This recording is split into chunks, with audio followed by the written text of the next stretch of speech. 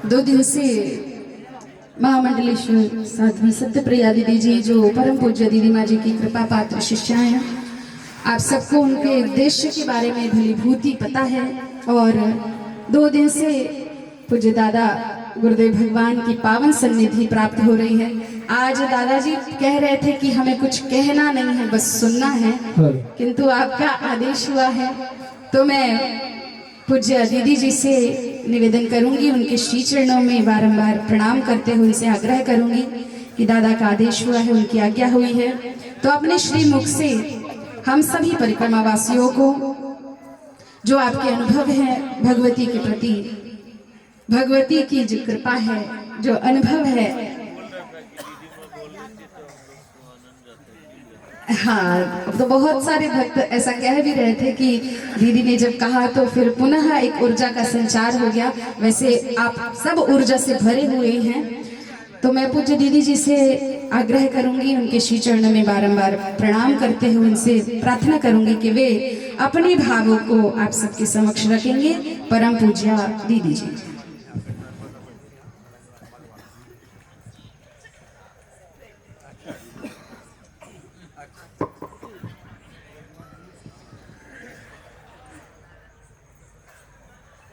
नर्मदा मैया की, महाकाल भगवान की, दादा गुरुदेव भगवान की, परम पूज्य दीदी माँ जी की, सत्य सनातन धर्म की, अपने अपने माता पिता की, भारत माता की, अखंड भारत की, नमः पार्वती पते हर हर महादेव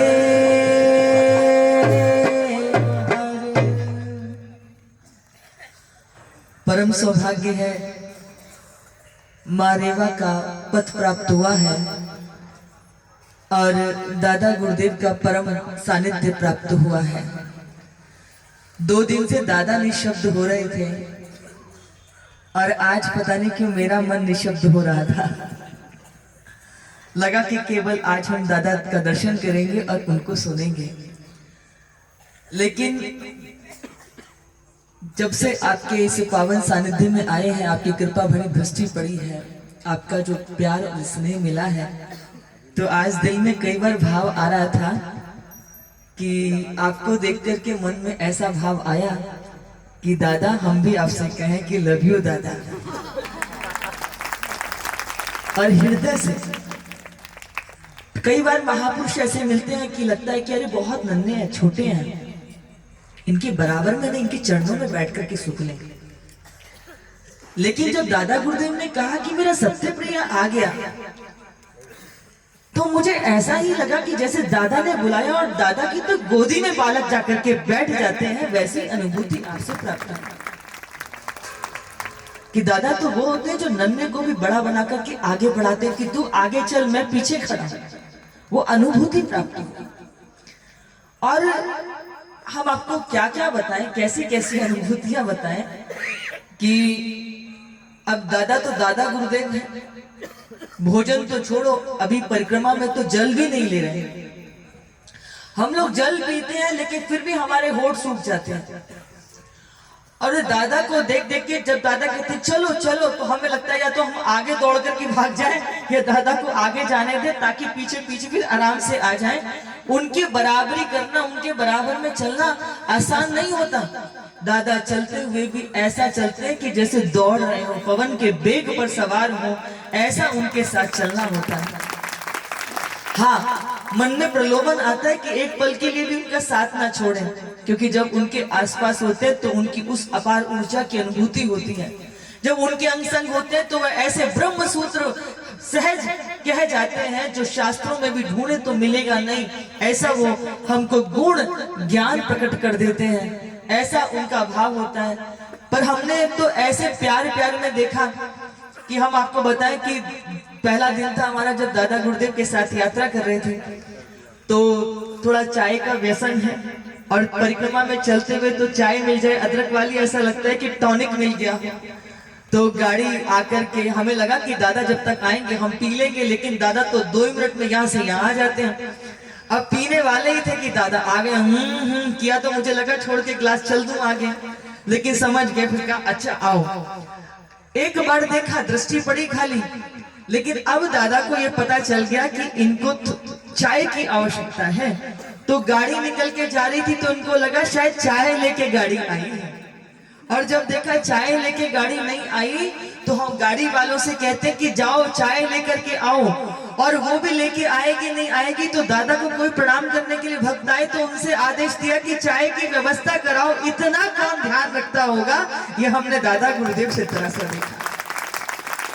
और प्रत्येक का ध्यान रखना, रात्रि में उठकर के सबकी चिंता करना, सबको, किसी को ठंड तो नहीं लग रही, किसी को भोजन में कोई दिक्कत तो नहीं है। आज दोपहर भी हम गए थे कि प्रेम से भोजन हो रहा है कि नहीं हो रहा, भोजन कैसा है स्वयं नहीं पाना। आप देखिए कई बार होता है कि मुझे नहीं पाना तो मुझे क्या मतलब कैसा भोजन है, लेकिन सबको प्रसादी बराबर मिल रही है कि नहीं मिल रही, भोजन प्रसाद अच्छा है कि नहीं, उसके लिए हट करना, सामने वाले की क्लास भी लगानी कि भोजन प्रसाद में कोई कमी नहीं, माई के प्रसाद में कोई कमी नहीं। इतनी चिंता कौन कर सकता है? इसीलिए दादा का नाम दादा ही पड़ा है, क्योंकि ऐसी चिंता तो हमारे बड़े बुजुर्ग हमारे लगते हैं। वो पूरा इसने भरा वातावरण, कैसे दादा की उस अपार ऊर्जा के अंदर सब खींचे चले आ रहे हैं। आज एक जब हम चल रहे थे तो दादा गुरुदेव ने अपने भक्तों को भेज दिया कि जाओ उनको साथ लेकर के आना, और हमको लगता है कि दादा कृपा कर देते हैं, उससे हम चर्चा करते हैं, उससे बात करते हैं, कुछ कुछ अनुभव प्राप्त होते हैं। तो ये मध्य प्रदेश में जबलपुर के आसपास की कहीं बात रही थी, मुझे एक्यूरेसी के साथ वो स्थान तो ध्यान नहीं है। तो वो जब 6 बज गया था, वो बता रहे थे कि 6 बज गया था शाम का, और लगभग जो दूरी थी वो 7-8 किलोमीटर की रह गई थी। अंधेरा हो ही जाता है क्योंकि दिन छोटे होते हैं, तो अंधेरा होने लगा। तो दादा गुरुदेव ने पहले सबको एनर्जी दी, किसके द्वारा? बोले केले खवाए, किसी से फटाफट केले की व्यवस्था होगी, केले का प्रसाद पवा दिया। और उसके बाद दादा ने जो चलाना प्रारंभ किया, आप सोचिए 7 नहीं बजे, 6:45 बजे ही दादा ने 8 किलोमीटर 7 किलोमीटर की दूरी पार करा दी। सोचिए जरा कि कौन, ये आप भी साथ में थे, 45 मिनट में। तो मैंने कहा कि दादा तो पवन के वेग पे सवार होके एक छलांग मारे तो पहुंच जाए, हाँ, और वो छलांग ना भी मारे तो ऐसी अद्भुत शक्ति है कि कहो हमको यहाँ दिखाई दे रहे हैं, आपको वहां दिखाई दे जाए, इसमें भी कोई संदेह करने की आवश्यकता नहीं है। लेकिन चमत्कार क्या था, कृपा क्या थी, अनुभूति क्या थी कि जितने भी परिक्रमावासी चल रहे थे, दादा कैसे उनको उठा करके 45 मिनट में 7 किलोमीटर की दूरी पार करा ले गए होंगे। ये विचारणीय विषय है कि हम लोग तो जो एवरेज चलते थे तो 3 किलोमीटर 4 किलोमीटर 1 घंटे में चलते थे, वो भी तेजी से चले, और 7 किलोमीटर 45 मिनट में इतने बड़े समूह को पार कराना आसान है क्या? है क्या? पर ये सब संभव है दादा गुरुदेव के चरणों में बैठ करके, ये सब संभव है। वो जब बात कर रहे थे तो हमने कहा कि हम किधर भी इधर उधर होते हैं, दादा की दृष्टि से एक पल के लिए भी बच नहीं पाते। बल्कि हमसे तो कोई कह रहा था कि हम चर्चा भी क्या करते हैं, वो भी दादा के पास पहुंच जाती तो डर ही लगता है कि कहीं कुछ निकला तो दादा हमारी खबर ना ले ले, हमें भय लगने लग जाता है। तो आप सोचिए कि दादा गुरुदेव, तो वो जो साथ में चल रहे थे ना भैया, मुझे नाम याद नहीं आ रहा उनका, तो वो ओंकारेश्वर के पास के कहीं कहीं है, तो वो जब हाँ खड़े हो गए, ये आपने संस्मरण से नाम क्या है? राजू। राजू जब मुझे बता रहे थे ना, तो आप सोचो केवल दादा का नाम लिया और शरीर के इनके रोंगटे खड़े हो गए, बिल्कुल एक एक रोम खड़ा हो गया जो मुझे रोमांचित करने वाला था। इतना सुंदर वो दर्शन था, आपके शरीर का रोंगटा खड़ा हो जाना। जब यहाँ पढ़े लिखे युवा तरुण जो है उनके स्वप्नों में आकर के उनको अनुभूति कराते हैं दादा, और उनका हाथ पकड़ करके नर्मदा के पथ पर चला देते हैं, ये साधारण पथ नहीं है। और आपको पता है दादा गुरुदेव के यदि हम भावों को सुने तो नर्मदा जी की यात्रा क्या है? बोले नर्मदा जी की यात्रा ये 3-4 महीने की जो यात्रा है, 1 महीने की यात्रा 1 युग है, यानी कि 4 युग की यात्रा हम नर्मदा के इस पथ पर कर लेते हैं। जिन्हें हमें पार करने में इतना समय लगता है, दादा गुरुदेव इस इस नर्मदा की यात्रा में हमको चारों युगों की यात्रा करा देते हैं। ये साधारण पथ नहीं है। दादा गुरुदेव बार बार कह रहे हैं कि दुनिया इनको नदियां मानती है, पर ये नदियां नहीं है। ये क्या है? ये शक्ति है, ये शक्ति है। और ये पथ क्या है? ये साधना का पथ है। और भाग्यशाली है वे जन, भाग्यशाली है वे भक्त जिन्हें नर्मदा जी का तट मिला, जिन्हें उनका दर्शन मिला, जिन्हें उनका सानिध्य मिला। ये साधारण बात नहीं है। और बार बार दादा गुरुदेव को एक ही पीड़ा लगती है। कारण क्या? कि नर्मदा जी के अंदर स्वयं गंगा भी जब भार युक्त हो जाती है, लोग आकर के अपना सब जब कष्ट गंगा जी के पास छोड़ जाते हैं, तब वो गंगा कहाँ आती है? वो गंगा में भी नर्मदा जी के पास हल्की होने के लिए आती हैं। गंगा सप्तमी के दिन परिक्रमा करके वो भी भार मुक्त हो जाती हैं। उनको भी हल्का करने की सामर्थ्य इस नर्मदा जी के अंदर है, जिनके स्पर्श मात्र से कंकड़ भी शंकर बन जाता है, जिसकी प्राण प्रतिष्ठा नहीं करनी पड़ती। दुनिया में एकमात्र यदि कोई नदी है जिनके ऊपर पुराण है, तो वो नर्मदा पुराण है, इन्हीं नर्मदा जी के ऊपर है। आप सोचिए, इनकी परिक्रमा करने का ये हमको अवसर प्राप्त हुआ। और ये ऐसे ही नहीं हो गया। तो हम जब दादाजी की फौज को देखते हैं ना, टोली को देखते हैं, तो हमें इसमें भूत प्रेत भी दिखाई देते हैं। कैसे उनमें हवा भरी होती है। वो एक भैया है, पवन के बेग पर ये ध्वजा लेके चलते हैं, सिग्नल देते हुए पूरे समय दौड़ते ही रहते हैं। वो जमीन पे सिग्नल बनाते हैं, कहीं सांप जैसी पट्टियां बना देते हैं, कहीं एरो बना देते हैं। हम कहते हैं कि बाबा की टोली में सब प्रकार के होते हैं जिनको सब स्वीकार कर लेते हैं। तो हमारे दादा गुरुदेव भी ऐसे हैं कि जैसे महादेव का पट जो है 24 घंटे खुला रहता है, और सबके लिए जिसे कोई स्वीकार नहीं करता उसे महादेव स्वीकार कर लेता है। ऐसे ही हमारे दादा गुरुदेव हैं, जिनकी बारात में सब है, सारे रंग है, सारे स्वाद है, सारी अनुभूतियां हैं, हर प्रकार का भाव दादा गुरुदेव की इस टोली में मिलता है। महाराष्ट्र के कितने सारे भक्त चल रहे हैं। 24 घंटे भजन गाने के लिए कह दिया जाए तो 24 घंटे भजन गाने की सामर्थ्य उनके अंदर है। इतने भाव से ससुर गाते हैं कि देखते हुए बनता है। हमें लगता है कि हम यात्रा कर लें, 4 किलोमीटर चल लें, 5 किलोमीटर चल लें, लेकिन अभी आप देखो दादा गुरुदेव ने कैसे कहा, हाँ हो गया, बैठा दिया। क्यों? क्योंकि एक बार खड़े हो गए और उनमें रंग जम गया तो बैठाना मुश्किल पड़ जाएगा। उम्र पता नहीं कितनी होगी, लेकिन एक 1.5 फुट ऊंचा कूद के नृत्य करते हैं। आज डीजे चल रहा था, मतलब वो साउंड सिस्टम चल रहा था, तो वो बुजुर्ग से व्यक्ति जैसे सांप इधर से उधर चलता है ना, हम पीछे देख रहे थे उनको। वो नाच के इधर से इधर पहुंचा, इधर से इधर पहुंचा, रास्ते जो है नाच के व्यतीत कर दे। आप सोच सकते हैं ये कौन सी ऊर्जा है, ये कौन सी शक्ति है? ये सब दादा गुरुदेव की शक्ति काम कर रही है कि कैसे व्यक्ति हवा में चल रहा है, कैसे नृत्य कर रहा है, कैसे उसमें उमंग भरी हुई है, कोई कल्पना नहीं कर सकता।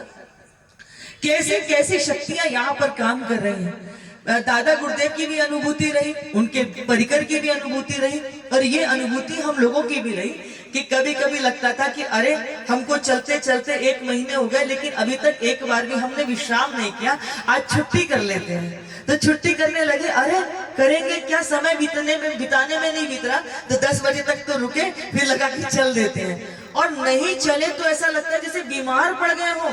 आप सोचिए कि ना चले तो बीमार पड़ जाते हैं, और चलने लगते तो लगे कि थोड़ा सा अवकाश मिल जाए। माँ रुकने भी नहीं देती, माँ बैठने भी नहीं देती। ये ऐसी हमने शक्ति यहाँ पर अनुभव की, ये हमने यहाँ अनुभव किया, इस नर्मदा के पद पर अनुभव किया। तो दादा गुरुदेव के जो भाव है इस विषय पर वो ये है कि जब हम चलते हैं ना, तो नर्मदा जी की जो वायुमंडल है, जो ओज है, जो वायु है, वो हमको गति देती है, ऊर्जा देती है। और जिस दिन हम बैठ जाते हैं तो वो ऊर्जा हमारी क्षय होने लगती है। हमारा मन विषयों में जाता है, फोन में जाएगा, आपस में झगड़े में जाएगा, वो मन हमारा परिवार में जाएगा, तो हमारा उस ऊर्जा का ह्रास होने लगता है। जिस दिन हम ऊर्जा के पथ पर चलते हैं, परिक्रमा पर चलते हैं, उस दिन हमारी ऊर्जा लबालब हो जाती है, और जिस दिन हम बैठ जाते हैं उस दिन हमारी ऊर्जा भी बैठ जाती है। ये नर्मदा जी के पद का चमत्कार हमको देखने को प्राप्त होता है। हम तो थोड़ा दोपहर तक रुक गए थे, तो उस दिन हमको ऐसा लगा हम बार बार इनसे कह रहे थे कि 30 किलोमीटर चलते तो नहीं थकते, लेकिन आज हमको ऐसा लग रहा है जैसे किसी ने हमको खूब जम करके हमारी पिटाई की, हमारे पूरे शरीर में इतनी पीड़ा थी, इतना दर्द था, लेकिन जब चलते हैं तो हमें चलने का पता नहीं चलता। तो बीच में तो हम उपहास करने लगे थे, हम इन लोगों से कहते थे कि हम अपने भाव में बताएं कि नर्मदा जी की पथ पे जब चलते हैं तो कैसा लगता है।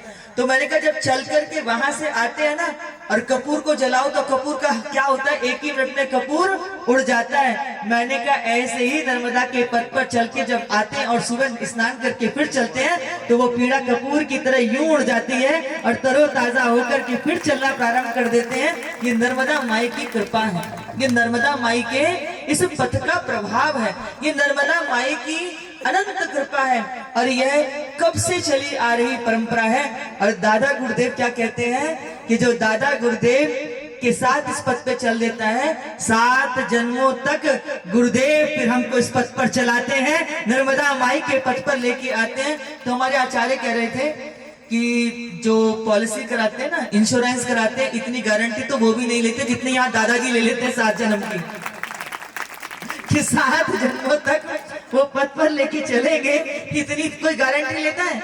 वो केवल इस जन्म की भी बड़ी मुश्किल से लेते हैं। हाँ, लेकिन दादा गुरुदेव क्या कहते हैं कि एक बार जिसको पकड़ लिया, जिसको थाम लिया, फिर वो 7 जन्मों तक, 7 पीढ़ियों तक इस पथ पर वो लेके चलेंगे, ये उनका वादा है। और मैं आपको बता दूं, मैंने कल भी आपसे भाव कहा था, किसी प्रशंसा में नहीं कहा, किसी प्रलोभन में नहीं कहा, ये स्वयं आत्मा से निकला हुआ भाव है जो दादा गुरुदेव के पास रहकर के अनुभव किया है कि वैसे ईश्वर चहुं ओर है, निराकार भाव में व्याप्त है, लेकिन कभी कभी जीवों के कल्याण के लिए वो सगुण भी बनकर के उतरता है। जो निराकार है वही साकार बन जाता है, जो सूक्ष्म है वही विराट बन जाता है, वही अजन्मा होकर के भी जन्म ले लेता है। तो दादा गुरुदेव हम सबके लिए, सनातन के लिए धरती पर अवतार लेकर के आए हैं, हमको वो माटी से जोड़ने के लिए आए हैं, हमको वो प्रकृति से जोड़ने के लिए आए हैं, वो हमको शक्ति से मिलाने के लिए आए हैं। उनका अवतार हुआ है कि हम अपनी प्रकृति को, अपनी मिट्टी को, अपने संस्कारों को बचा करके रखें। यदि ये जीवंत रहेंगे तो हमारा सनातन का धर्म का ध्वजा हमेशा लहराता रहेगा और उसको बनाए रखने के लिए वो प्रेरक बनकर के, प्रेरणा बनकर के हम सबके मध्य आए हैं। प्रकृति ही जीवन है, परमात्मा का शाश्वत स्वरूप प्रकृति है, इसीलिए वृक्षों को जल देना, उसको संभालना। बल्कि मैं क्या कहूँ, कौन कौन से दृश्य की बात करूं। दादा की फौज में एक और ऐसे भक्त हैं, अलबेले भक्त, उन्हें कोई भोला भी कहता है। वो दादा गुरुदेव जब बैठ जाते हैं तो दादा गुरुदेव की चरण सेवा करते हैं, पेड़ों में जल देते हैं, और दादा गुरुदेव की चरण सेवा नहीं करते तो वृक्षों के चरण दबाते हैं, यानी कि वृक्षों के चरण दबाने से दादा की सेवा हो जाती है। ये भाव कहीं देखने को मिलेगा? वृक्ष को जल दे देते तो दादा को जल प्राप्त हो जाता है, ये दृश्य कहीं देखने को मिलेगा? ये यही मिलेगा, इसी पथ पर मिलेगा, साधु संतों की शरण में ही बैठ करके मिलेगा। इसलिए भारत की भूमि धन्य भूमि है, क्योंकि इस भूमि पर ऐसे जब संत अवतार लेते हैं तो हम सब जीवों का उद्धार हो जाता है। इसलिए दादा गुरुदेव हम सबके कल्याण के लिए आए हैं। हमें लगा था नर्मदा जी के पथ पे चलेंगे, बहुत अनुभूतियां होंगी, लेकिन हमें नहीं पता था कि रेवा माई हमारा हाथ दादा गुरुदेव के हाथ में पकड़ा देगी और वो हमें वो दर्शन कराएंगे कि जिसमें से बाहर निकलने का मन ही नहीं करेगा। तो हम उस आनंद के सागर में खूब डुबकियां लगा रहे हैं और खूब आनंदित हैं। और पुनः दादा गुरुदेव से कहते हैं कि ये आपके सबके दादा गुरुदेव तो हैं, लेकिन उन्होंने मुझे बहुत अधिकार दे दिया। अब आपके दादा गुरुदेव पर मेरा वो अधिकार है कि मुझे लगता है वो मेरे ही दादा गुरुदेव हैं, वो भाव मेरे चित्त के अंदर दे दिया। और पता है, ये देखो मेरे दादा का प्रेम, मेरे दादा का प्रेम उन्होंने मुझे ये दे दिया। और ये उनकी कृपा है, ये उनकी वत्सलता, ये मेरी पात्रता नहीं है, ये मेरी योग्यता नहीं है। पात्रता जीवात्मा बहुत दिनों में अर्जित करती है। मुझे तो उनकी शरण में इस शरीर से तो आए हुए 2 दिन ही हुए हैं, लेकिन मुझे मालूम है उनके साथ मेरी ये यात्रा अभी की नहीं है, ये पूर्व जन्म की है, जो उन्होंने अब मुझ पर कृपा करके मुझ पर ये कृपा की है कि उन्होंने मुझे प्रेम से ये दिया कि अपने पास रखना, ये तुम्हारी रक्षा करेगा। तो ये दादा की वत्सलता कृपा मुझे प्रसाद स्वरूप प्राप्त हुई है। पुनः दादा के चरणों में खूब खूब कृतज्ञता, खूब खूब अपना भाव प्रणाम निवेदित करते हुए आज जिनके चरणों में हम बैठे हैं ना, ये साकार रूप में भगवान ही बैठे हैं, जो वायु लेकर के हम सब के लिए श्रम करते हैं, दिन रात बैठते हैं, हमें वाणी से जगाते हैं, कर्तृत्व से जगाते हैं। और दादा गुरुदेव कहते हैं कि कहो मत, उदाहरण बनकर के दिखाओ। जब आप उदाहरण बनते हैं तो समाज अपने आप प्रेरणा ले लेता है। और दादा गुरुदेव ने संपूर्ण विश्व को उदाहरण बनकर के दिखाया है कि जहां विज्ञान भी फेल हो जाए, बाहर से कितनी सारी एजेंसी आती हैं जो दादा गुरुदेव का चेकअप कर रही हैं, वो जानने के लिए विफल है कि ऐसा क्या है कि भूख नहीं लग रही, प्यास नहीं लग रही। बाहर भारत की तो कितनी सारी मेडिकल एजेंसी आती हैं जो दादा गुरुदेव का बार बार हर महीने मेडिकल चेकअप करते हैं कि उनका बीपी ठीक है, शुगर ठीक है, भोजन लेते हैं कि नहीं लेते हैं। लेकिन साइंस भी जहां फेल हो गया, ऐसे मेरे दादा गुरुदेव इस सारी दुनिया के लिए आश्चर्य बने हुए हैं। और हमको उनका सहज रूप में प्रेम से बैठ कर के सानिध्य प्राप्त है। ये साधारण बात है क्या? ये असाधारण बात है। इसलिए एक बार अपने भाग्य पर भी जोरदार ताली बजा लीजिए कि हमें उनका सानिध्य मिला, उनका दर्शन मिला है। कई बार हम महापुरुषों को पुस्तकों में पढ़ते हैं ना, अरे फिर मन में लगता है अरे हम उस समय पर होते तो ऐसे महापुरुषों का दर्शन करते। लेकिन अब हमें गौरव है कि हमको ऐसा अवसर मिला कि हमें पूज्य दीदी माँ से सन्यास की दीक्षा मिली, जिन्होंने राम जन्मभूमि के लिए संघर्ष किया और लगा कि उन्होंने ऐसा सारी दुनिया के सम्मुख सनातन का डमडम घोष किया। और हम भाग्यशाली हैं कि ईश्वर ने हमको इस धरती पर तब भेजा जब दादा गुरुदेव जैसे संत संपूर्ण विश्व के सम्मुख एक आश्चर्य बने हुए हैं। तो पुनः दादा गुरुदेव के चरण में खूब खूब प्रणाम करते हुए दादा गुरुदेव भगवान की।